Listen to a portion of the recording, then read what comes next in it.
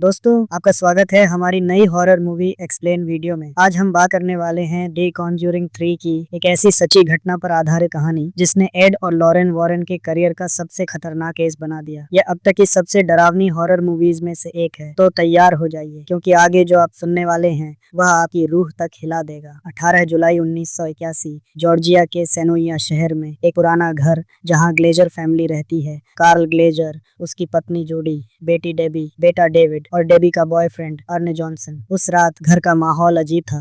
दीवारों पर शैतान के पंजों के निशान, टूटा हुआ झूमर और कांच के टुकड़े चारों ओर बिखरे हुए। ग्लेजर फैमिली ने एड और लॉरेन वॉरेन को बुलाया था क्योंकि डेविड पर किसी शैतानी आत्मा का साया था। एड थके हुए कहते हैं फादर गॉर्डन आते ही होंगे, तब तक थोड़ा आराम कर लेते हैं। कार्ल की आवाज कांप रही थी, मेरा बेटा अब और सहन नहीं कर पाएगा, कुछ कीजिए। अर्ने डेविड को ऊपर के कमरे में सुला देता है। तभी फादर गॉर्डन घर पर पहुंचते हैं। डेविड कमरे में अकेला सो रहा था। अचानक तेज खटखटाहट की आवाज दरवाजे से आती है। थक थक थक डेविड की आंखें डर से फैल जाती हैं। वह बाथटब में छिपने की कोशिश करता है। तभी उसकी नजर ऊपर जाती है। वह देखता है एक भयानक काले सड़े हुए हाथ की परछाई उसके ठीक ऊपर है। अचानक नल अपने आप चालू हो जाता है, लेकिन पानी नहीं, नल से खून बहने लगता है। डेविड चीख उठता है, आहा! सब लोग दौड़ते हुए ऊपर आते हैं, लेकिन दरवाजा अंदर से बंद था। काफी कोशिशों के बाद दरवाजा तोड़ा जाता है। डेविड एक कोने में बैठा हुआ बड़बड़ा रहा था। कार्ल पास जाता है। अचानक डेविड चाकू उठाकर कार्ल के पैर पर हमला कर देता है। कार्ल दर्द से चीखने लगता है। सब घबरा जाते हैं। एड डेविड को पकड़ लेता है और फादर से कहता है हमें अभी एक्सॉर्सिज्म शुरू करना होगा। डेविड को नीचे डाइनिंग टेबल पर लिटा दिया जाता है। एड चिल्लाता है, इसे कसकर पकड़ लो, नहीं तो ये हम सबको मार डालेगा। फादर पवित्र जल छिड़कते हैं। डेविड जोर जोर से तड़पने लगता है। उसकी आवाज भारी और डरावनी हो जाती है। फर्नीचर अपने आप हिलने लगते हैं। झूमर से टुकड़े गिरते हैं। कमरे में अजीब बुरी ऊर्जा फैल जाती है। अचानक डेविड की आंखें सफेद हो जाती हैं और वह एड पर गुर्राता है, मैं तुम्हारा दिल रोक दूंगा। एड का दम घुटने लगता है। लॉरेन उसे बचाने की कोशिश करती है। अचानक से लॉरेन की आंखें फैल जाती हैं। उसे एक अजीब सी झलक दिखाई देती है। अंधेरे में किसी भयानक परछाई की हल्की परत, कुछ ऐसा जो उसे चेतावनी दे रहा था। तभी अर्ने चिल्लाता है, उसे छोड़ दो, मेरी बात सुन, मेरे अंदर आ जाओ, इस बच्चे को छोड़ दो। अगले ही पल अर्ने की आंखें काली हो जाती हैं। डेविड शांत हो जाता है। एड समझ जाता है शैतान डेविड के शरीर से निकलकर अर्ने के अंदर जा चुका है, लेकिन घर के बाकी लोग, डेबी, जूडी, कार्ल, सबको लगता है कि शैतान यहाँ से चला गया है। वे राहत की सांस लेते हैं। उन्हें नहीं पता था ये तो सिर्फ शुरुआत ही। इसके बाद हम अस्पताल का सीन देखते हैं। वहाँ लॉरेन, डेबी, फादर गॉर्डन और एड का असिस्टेंट ड्रू मौजूद है। सबके चेहरे पर चिंता साफ झलकती है। डॉक्टर आते हैं और गंभीर स्वर में कहते हैं एड को हार्ट अटैक आया है और ये कोई छोटा मोटा अटैक नहीं है। लॉरेन का चेहरा उतर जाता है। डेबी की आंखों में डर साफ दिखता है। सब सोचते हैं कि अब खतरा टल गया, लेकिन असली खौफ अब शुरू होने वाला था। इसके बाद अर्ने को देखते हैं। वो डॉग सेंटर के मैनेजर ब्रूनो साउल्स के साथ काम करता है। यहीं पर वह रहता है और उसके साथ उसकी गर्लफ्रेंड डेबी भी रहती है। ऊपर से सब कुछ सामान्य लगता है। अर्ने हंसता है, काम करता है, डेबी के साथ वक्त बिताता है, लेकिन अंदर एक तूफान उठ रहा था। अर्ने को नहीं पता था कि उसके शरीर में छिपा शैतान अब धीरे धीरे जाग रहा है और जब वह पूरी तरह काबू पा लेगा और जो होने वाला था वह इस शहर को हिलाकर रख देगा। इसके बाद अर्ने डेबी के साथ उसके पेरेंट्स से मिलने जा रहा होता है। उसी समय ब्रूनो अर्ने से कहता है, अर्ने, मेरा म्यूजिक सिस्टम खराब हो गया है, अगर इसे ठीक कर दोगे तो तुम्हें 500 रुपए दूंगा, आने के बाद ठीक कर दूंगा, लेकिन तब 1000 लूंगा। इसके बाद सीन शिफ्ट होता है। हम डेबी की फैमिली को देखते हैं जो घर के बाहर खाना बना रहे होते हैं। डेबी अर्ने से कहती है, क्या तुम अंदर से सॉस की बोतल ला सकते हो? हाँ, मैं लाता हूँ। अर्ने घर के अंदर जाता है। अचानक उसे कुछ गिनने की आवाजें सुनाई देती हैं। धीरे धीरे वह पास जाता है। वहाँ एक कैंडी का डिब्बा रखा होता है। अर्ने अंदर झांकता है और अचानक देखा है अंदर एक चूहा है। वह चौंक जाता है। चूहा भागता है और अर्ने उसका पीछा करते हुए एक कमरे में चला जाता है। कमरे के अंदर एक अलमारी होती है जिसमें काले रंग का गहरा छेद होता है। अर्ने छेद के पास जाकर ध्यान से अंदर देखता है। उसे कुछ नहीं दिखता। अचानक उसे पीछे किसी की मौजूदगी महसूस होती है। धीरे धीरे मुड़कर देखता है और तभी एक भयानक महिला उस पर हमला कर देती है। अर्ने जोर से चिल्लाता है, लेकिन अगले ही पल उसे सब नॉर्मल दिखने लगता है। वह सोचता है शायद ये भ्रम था, लेकिन उसके चेहरे पर डर साफ झलकता है। इसके बाद सीन शिफ्ट होता है अस्पताल में, जहाँ एड और लॉरेन है। फादर गॉर्डन उनसे मिलने आते हैं। लॉरेन यहाँ फादर गॉर्डन को बताती है कि वह एड से कैसे मिली और कैसे प्यार हुआ। इसके बाद अर्ने को देखते हैं। वह एक पेड़ पर चढ़कर चेंसो चलाने की कोशिश कर रहा है, लेकिन मशीन चल नहीं रही। तभी वह देखता है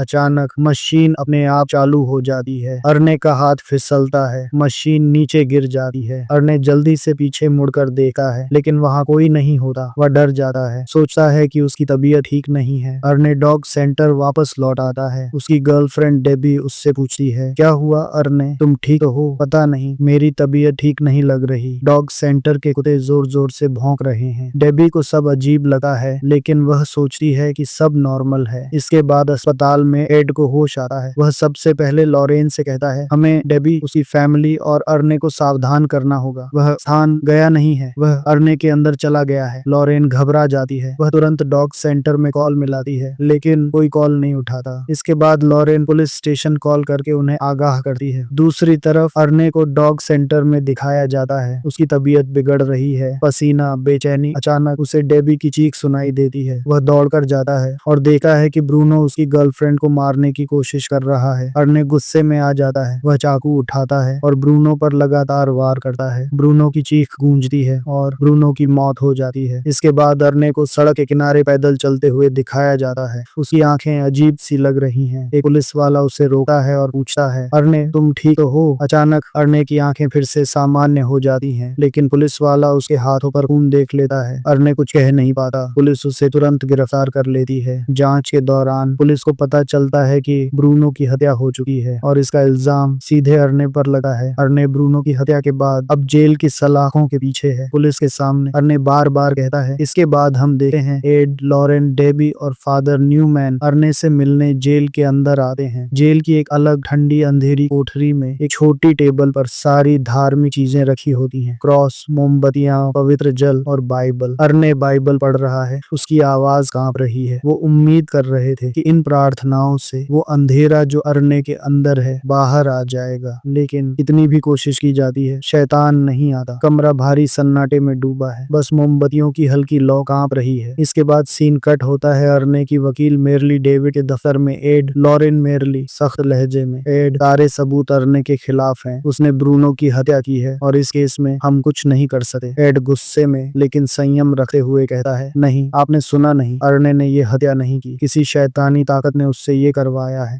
हमने बार बार शैतान के अस्तित्व को साबित किया है दुनिया के सामने। मेरली हंसे हुए थोड़ी नाराजगी में कहती है, एड, आप चर्च की बात कर रहे हैं, वहाँ लोग विश्वास करते हैं, लेकिन ये कोर्ट है, यहाँ सबूत चलते हैं और चर्च में जो साबित होता है वो यहाँ नहीं चलेगा। एड उसकी आंखों में देखते हुए गंभीर आवाज में कहता है, कोर्ट ईश्वर को मानता है मेरली, हर शपथ ईश्वर के नाम पर ली जाती है। तो अब समय आ चुका है कि कोर्ट भी शैतान के अस्तित्व को माने। ये एक ऐसा मुकदमा था जहाँ पहली बार एक हत्या का दोष इंसान पर नहीं बल्कि शैतान पर डाला जाने वाला था। मेरली थोड़ी देर चुप रहती है, फिर गहरी सांस लेते हुए कहती है, ठीक है, मैं कोर्ट में कहूंगी कि अर्ने ने ये हत्या नहीं की, किसी शैतान ने उससे ये करवाया। वो जिएगा या मारेगा, अब ये फैसला एड और लॉरेन के हाथों में था। लॉरेन गहरी सांस लेते हुए हल्की कांपती आवाज में कहती है, एड, ये सिर्फ शैतान की मौजूदगी नहीं है, यहाँ कुछ और ही मामला है। एड उसकी ओर देखता है, चेहरे पर चिंता साफ झलक रही है। तो हमें फिर से शुरुआत करनी होगी। एड और लॉरेन अपने घर लौटे हैं। टेबल पर एक पुराना रिकॉर्डर रखा है। वे ग्लेजर फैमिली की टेप चलाते हैं। टेप की आवाज शुरू होती है। ये रिकॉर्डिंग 5 महीने पहले की है, जब हम पहली बार इस घर में आए थे। उस दिन डेविड बेसमेंट से ऊपर अपने कमरे में वाटर बेड पर खेल रहा था। वह हंस रहा है, पानी पर उछलता है। अचानक उसकी हंसी रुक जाती है। पानी के नीचे से हल्की सी हलचल, डेविड की आंखें चौड़ी हो जाती हैं। उसे लगा है जैसे कोई उसका हाथ खींच रहा हो। डेविड चीखते हुए, माँ बचाओ। डेविड की चीख सुनकर सब लोग दौड़ते हुए उसके पास आते हैं। इसके बाद एड, लॉरेन और डेबी कमरे में दाखिल होते हैं, लेकिन जब वे देखते हैं वाटर बेड वहाँ नहीं है। एड डेबी की ओर देखता है, डेबी, बेड कहाँ गया? डेबी धीरे से फुसफुसाते हुए कहती है, यहाँ इस कारपेट के ऊपर रखा था, लेकिन उसकी लकड़ी खराब हो गई, इसलिए हमने उसे हटा दिया। एड को महसूस होता है ये लकड़ी पानी से खराब नहीं हुई, इसके पीछे कुछ और था। एड धीरे से पूछता है, इसके नीचे क्या है? डेबी घबराई हुई आवाज में कहती है, इसके नीचे बेसमेंट है। बेसमेंट में चारों तरफ चूहों की दौड़ने की आवाजें। लॉरेन टॉर्च जलाती है। अचानक एक चूहा उसके पैर पर से निकलता है। लॉरेन चीख पड़ती है, ओह गॉड, यहाँ तो चूहे ही चूहे हैं। लेकिन फिर उनकी टॉर्च की रोशनी एक कोने पर जाती है जहाँ पुराने कपड़े, हड्डियां, मोमबत्तियां और अजीब निशान बने होते हैं। वहाँ उन्हें मिलता है टोना टोटका करने का सामान। एड, ये कोई साधारण चीज नहीं है, ये टोटका है। शैतान के पुजारी इसे शैतान को बुलाने के लिए करते हैं। डेबी डरते हुए पूछती है, मतलब ये सब जानबूझकर किया गया है? हाँ, और जिसने भी ये किया है वो चाहता था हम सब मरे। एड तुरंत मुड़कर अपने असिस्टेंट ड्रू से कहता है, ड्रू, ये टोटके की फोटो खींचो और इसे सभी पुलिस स्टेशनों पर भेज दो। पता करो किसी ने कुछ देखा है, कोई और घर, कोई और जगह जगह जहाँ ऐसा ही टोटका मिला हो। एड धीरे धीरे डेबी की ओर देखा है। उसकी आवाज में डर और गुस्सा दोनों है। डेबी डेविड को किसी शैतान के पुजारी ने श्राप दिया था, लेकिन दिन निकलते निकलते वो श्राप अरने पर चढ़ गया। फादर गॉर्डन, एड तुम्हें याद है वो फादर जिसने सालों पहले शैतान के भक्तों का पर्दाफाश किया था? हाँ याद है, लेकिन वो तो 12 साल पहले की बात है। अगर कोई है जो इस टोटके के बारे में सब कुछ जानता है तो वो है फादर कास्नर। फादर कास्नर, हाँ मैं उन्हें जानता हूँ। इसके बाद एड और लॉरेन फादर से मिलने के लिए चले जाते हैं। फादर कास्नर को जब वह टोटके की फोटो दिखाई जाती है तो उनका चेहरा गहरा पड़ जाता है। धीमी भारी आवाज में वह कहते हैं, भूल जाओ इस चीज को, इससे जितना दूर रहोगे उतना अच्छा है। लॉरेन चौंकर पूछी है, क्या आपने इसे पहले भी देखा है? फादर तुरंत नजरें झुका लेते हैं, नहीं, लेकिन ऐसे और भी टोटके देखे हैं मैंने। ये बहुत ताकतवर है और इसे बनाने वाले की नीयत बहुत ही खतरनाक थी। फादर समझाते हैं, शैतान के पुजारी को किसी वजह की जरूरत नहीं होती। उसका असली मकसद है दहशत फैलाना, लोगों को दर्द और तड़प में डूबते देखना। लॉरेन को एक बात चुभती है, लेकिन इसे किसी ने तो घर के नीचे रखा होगा। फादर गहरी सांस लेकर कहते हैं, मेरे साथ चलो। वह लॉरेन को अपने घर के बेसमेंट में ले जाते हैं। वहाँ पर चारों तरफ अंधेरा, धूल और दीवारों पर टंगे डरावने टोटके दिखाई देते हैं। लॉरेन की सांसें तेज हो जाती हैं। वह घबरा कर कहती है, आपको ये सब जला देना चाहिए। लेकिन फादर की आंखें डर से नहीं जुनून से भरी होती है। वह कहते हैं, मैंने 9 साल तक शैतान के पुजारियों पर रिसर्च की है। ये लोग शैतान को बलि देकर बुलाते थे, उसकी पूजा करते थे और वहीं से उन्हें ताकत मिलती थी। तुम सोच भी नहीं सकती कि वह लोग कितनी भयानक हरकतें कर सकते हैं। फादर एक पुरानी घटना सुनाते हैं। जब भक्तों पर मुकदमा चला तो सरकारी वकील की बीवी गर्भवती थी। उनके गुनाह साबित होते ही उसका बच्चा समय से पहले पैदा हुआ। उस बच्चे का दिल उसके शरीर के बाहर था। 3 महीने बाद उसने अपनी गर्दन को रेलवे की पटरी पर रखकर जान ले ली। तुम अंदाजा नहीं लगा सकी शैतान का पुजारी कितना भयानक हो सकता है। लॉरेन कहती है, हमें मालूम है, हमने खुद उन खतरों को करीब से देखा है। फादर कहते हैं, ये लड़का जिसे मौत की सजा मिल सकती है, क्या उसे बचाने के लिए आप सब कुछ दांव पर लगाने को तैयार हैं? याद रखिए, इसकी बहुत बड़ी कीमत चुकानी पड़ सकती है। इसके बाद रात का सन्नाटा है और अरने जेल के भीतर फर्श पर पोछा लगा रहा है। चारों तरफ गहरी चुपी, बस लोहे की सलाखों से आती हल्की खड़खड़ाहट। और दूसरी तरफ उसे महिला को देखते हैं जो टोटका कर रही है। तभी अचानक पानी की बाल्टी उसके हाथ से फिसलकर गिर जाती है। वह झुककर उसे उठाने की कोशिश करता है, लेकिन तभी बाल्टी अपने आप फर्श पर खिसकती हुई दूर चली जाती है। अरने की सांसें भारी हो जाती हैं। उसकी आंखों में डर साफ झलकने लगता है। वह कांपते हुए धीरे धीरे पीछे हटने लगता है। तभी अचानक एक अदृश्य ताकत उसे कसकर पकड़ लेती है। उसकी चीख जेल की दीवारों में गूंज उठती है। अरने बेतहाशा छटपटाता है। उसकी गर्दन पर किसी के नाखून गड़ते हैं, लेकिन उतनी ही तेजी से वह ताकत उसे छोड़ देती है। अरने हाँफता हुआ पीछे मुड़ता है, पर वहाँ कोई नहीं होता। घबरा कर वह चिल्ला उठा है, वह शैतान, वो मुझे मारने की कोशिश कर रहा है। शोर सुनकर जेल के पहरेदार दौड़ते हैं। वे अरने को पकड़कर नजर बंद कर देते हैं। इसके बाद हम एड और लॉरेन को उनके घर पर देखते हैं। उन्हें एक सुंदर गुलदस्ता मिला है, भेजा है पेरेंट फैमिली ने। उसी दौरान फोन की घंटी बजती है। एड रिसीव करता है। कॉल पर उनका असिस्टेंट ड्रू होता है। ड्रू कहता है, डैनवर्स के पुलिस ऑफिसर तुमसे फौरन मिलना चाहते हैं। वह दावा कर रहे हैं कि उन्होंने वही टोटका देखा है। एड और लॉरेन पुलिस स्टेशन में सार्जेंट क्ले के सामने बैठे हैं। सार्जेंट धीरे धीरे बताते हैं, केटी लिंकन और जेसिका स्ट्रॉन्ग दोनों पिछले 4 महीने से लापता थी। दोनों स्कूल टाइम से गहरी दोस्त थी, लेकिन कुछ दिनों पहले केटी की लाश जंगल के पास मिली। उसके शरीर पर 14 बार चाकू मारा गया था और जेसिका अब तक गायब है। जब हमने उसके घर की तलाशी ली तो वही टोटका मिला। सार्जेंट की नजरें एड और लॉरेन पर टिक जाती हैं। आप लोग एक्सपर्ट हैं, बताइए ये आखिर है क्या? एड गंभीर आवाज में जवाब देता है, अगर ये टोटका वही है तो इसका मतलब साफ है, जेसिका भी शायद अब शैतान के शिकंजे में है। सार्जेंट गुस्से में कहते हैं, मैं आंखों से देखे सबूतों पर भरोसा करता हूँ, इन कहानियों पर नहीं। लॉरेन शांत लेकिन ठंडी आवाज में कहती है, तो आपको उस लड़की को ढूंढना होगा और हमें उसका केस फाइल पढ़नी होगी। बस एक मौका दीजिए। सार्जेंट धीरे से सिर हिलाते हैं। हमने जंगल को 3 बार खंगाला है, लेकिन जेसिका का कहीं कोई निशान नहीं मिला। लॉरेन की आंखों में अजीब सी चमक उभरती है। वह धीरे से कहती है, शायद मैं वह देख सकती हूँ जो आप लोग नहीं देख पाते। सार्जेंट क्ले कुछ पल तक चुप रहते हैं, फिर धीरे धीरे अपनी दराज खोलते हैं और बाहर निकालते हैं 3 खून से सने चाकू। उनकी आवाज ठंडी और चुनौती भरी होती है। इनमें से एक वही चाकू है जिससे केटी की हत्या की गई थी, बाकी 2 अलग मामलों से जुड़े हैं। अगर तुम सचमुच एक्सपर्ट हो तो हमें यकीन दिलाओ, कौन सा चाकू उसी कत्ल से जुड़ा है। पुलिस स्टेशन का माहौल और भारी हो जाता है। एड और लॉरेन एक दूसरे दूसरे को देखते हैं। लॉरेन गहरी सांस लेती है और धीरे से अपनी हथेलियां उन चाकुओं पर रखती है। उसकी आंखें बंद हो जाती हैं और अचानक उसकी सांसें तेज हो जाती हैं। कुछ ही सेकंड बाद वह कांपते हुए उंगली उठाती है। यही वो चाकू है जिससे केटी को 14 बार वार किया गया। सार्जेंट की आंखों में पहली बार हैरानी की झलक दिखती है। बिना कुछ कहे वह उन्हें जंगल की ओर ले जाता है, वही जगह जहाँ केटी की लाश मिली थी। लॉरेन जमीन पर झुकी है, हाथ रखती है और धीरे धीरे उसकी आंखें बंद होने लगी हैं। और तभी उसे एक भयावह विजन दिखाई देता है। वह देखती है जेसिका अपनी सबसे अच्छी दोस्त केटी को बेरहमी से चाकू से गोद रही है। केटी चीख रही है, लेकिन जेसिका का चेहरा खाली और भावशून्य है, मानो वह किसी अदृश्य ताकत के वश में हो। केटी की लाश गिरते ही जेसिका पागलों की तरह भागती है और एक ऊंचे पहाड़ की चोटी पर जा पहुंचती है। लॉरेन की सांसें तेज हो जाती हैं। उसका विजन और गहरा होता जा रहा है। दूसरी ओर एड उसे फॉलो कर रहा है। लॉरेन विजन में खोई हुई धीरे धीरे उस पहाड़ी के किनारे तक पहुंच जाती है। उसकी आंखें बंद हैं, कदम कांप रहे हैं और ऐसा लगता है मानो वह अभी गहरी खाई में गिरने वाली हो। पीछे से एड घबरा कर चिल्लाता है, लॉरेन रुक जाओ, लॉरेन सावधान रहना।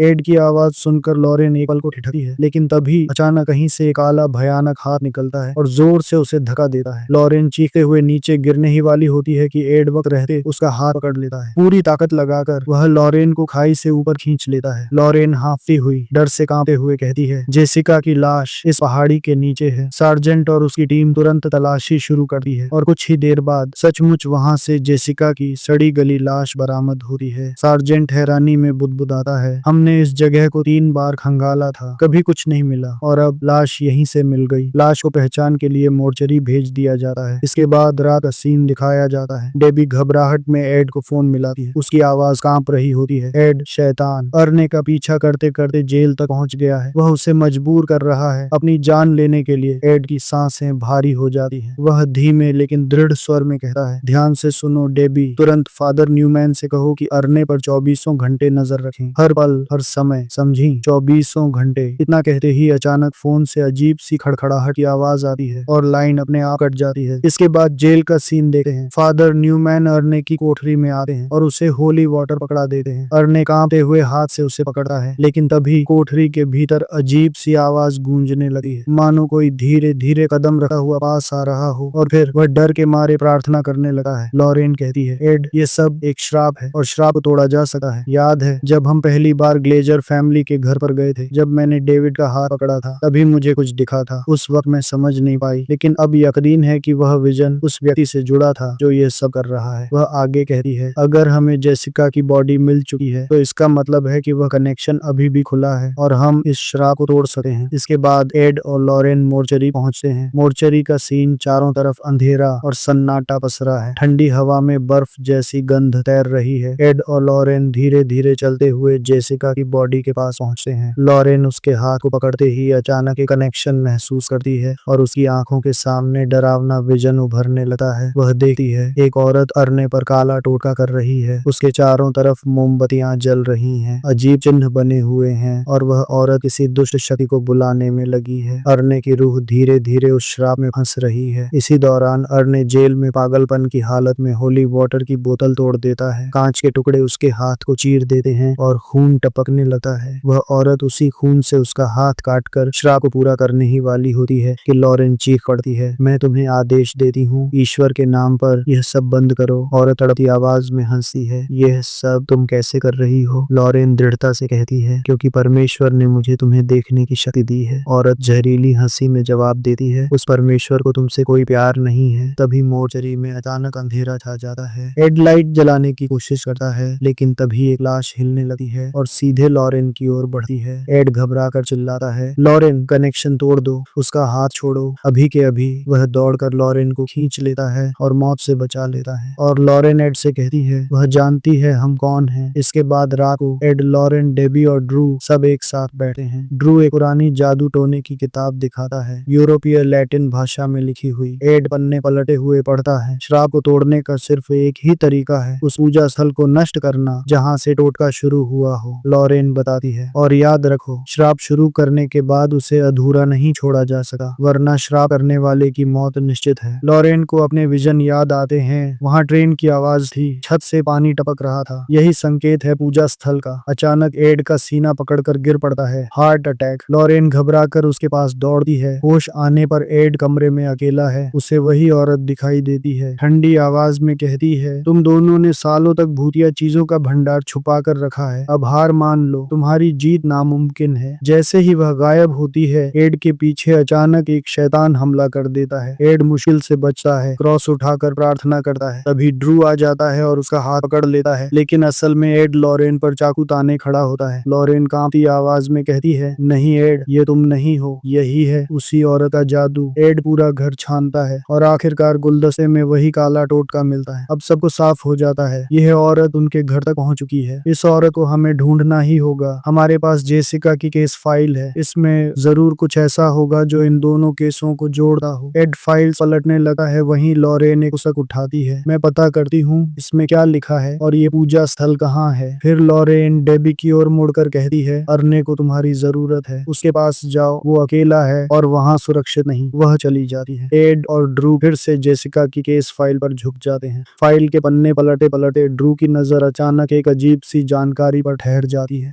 एड देखो, यहाँ लिखा है कि जेसिका ग्लेजर फैमिली से लगभग 290 किलोमीटर दूर रहती थी, तो फिर वो टोटका जेसिका तक पहुंचा कैसे? ड्रू कहता है, उसके पेरेंट्स ने बताया, जेसिका को वो बक्से में मिला था, वो बक्सा उसने कॉलेज से लेकर आई थी। एड एकदम से मैप की ओर बढ़ता है, हाथ में रेड मार्कर लेकर वो कॉलेज की लोकेशन खोजने लगा है। जैसे ही मैप पर वह जगह साफ होती है, एड की सांसें गहरी हो जाती हैं। ये कॉलेज डेविड के घर के बहुत पास है, तो इसका मतलब वो औरत यही है। एड एक बार फिर मैप पर नजर गड़ाता है, वो रेड पिन्स लगाता है, हर लोकेशन को जोड़ता है। अचानक एक पैटर्न साफ दिखाई देता है। अब मुझे पता चल गया वो औरत कहाँ है। एड तेजी से कार की चाबियां उठाता है। ड्रू, अभी पुलिस को कॉल करो, मैं लॉरेन के पीछे जा रहा हूँ। लॉरेन किताब लेकर फादर कास्नर के पास जाती है। कास्नर बताते हैं, श्राप को पूरा करने के लिए 3 बलि चाहिए होती है, वासना का पाप, प्रेमी की आत्मा और ईश्वर के भका खून। लेकिन फिर चौंकाने वाला सच सामने आता है। फादर की एक बेटी थी, स्ला कास्नर। कास्नर मानते हैं, मैंने उसे तंत्र विद्या से बचाना चाहा, पर वह उसमें डूब गई। मैंने गलती की और यही जुनून उसे राक्षसी बना गया। लॉरेन कहती है कि आपको सब पता था, फिर भी आपने कुछ नहीं किया। हम आपके पास मदद के लिए आए थे और आपने हमें अंधेरे में रखा। वो मेरी बेटी थी लॉरेन, मेरी आंखों पर पट्टी बंधी हुई थी। मुझे लगा कितने सालों बाद वो मेरे पास लौटी है, लेकिन अब समझ आया वो क्यों आई थी। इस घर के नीचे कई सुरंगें हैं, वो बचपन से वहीं खेलती थी, उसकी पूजा का स्थल भी वहीं है। अगर हमें इसे खत्म करना है तो उसे तोड़ना होगा। लॉरेन हाथ में टॉर्च लिए सुरंगों में उतरती है। हवा भारी और सीलन भरी है, पानी की बूंदें दीवारों पर टपकती हैं। अचानक पीछे से तेज चीख सुनाई देती है। इस्ला अपने ही पिता का गला काट देती है। लॉरेन अंधेरी सुरंगों से होकर पूजा स्थल तक पहुंचती है। वह उसे तोड़ने की कोशिश करती है, लेकिन वह हिलता तक नहीं। इस्ला लॉरेन से कहती है, तुम